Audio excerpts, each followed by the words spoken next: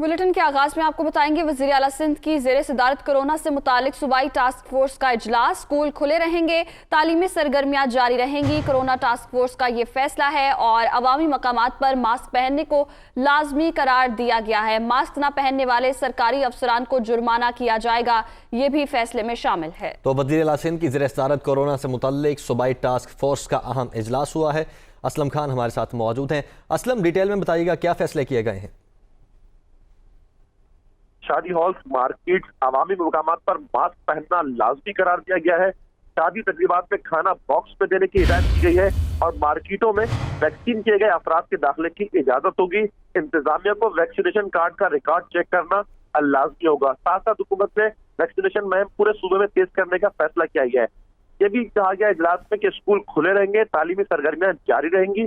तमाम अस्पतालों, सरकारी और निजी अस्पतालों का सर्वे करके गुंजाइश का जायजा लिया जाएगा। मास्क पहनने की पाबंदी पहले भी लगाई गई थी, अब दोबारा ये कहा गया है कि जो अवामी मकामात है उस पर मास्क पहनना लाजमी होगा। जो सरकारी अफसर मास्क नहीं पहनेगा उसको जुर्माना किया जाएगा।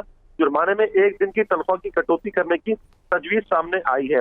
और साथ साथ ये भी फैसला किया गया है कोरोना टास्क फोर्स के इजलास में कि कोरोना SOP पर सख्ती से अमल दरामद कराया जाएगा।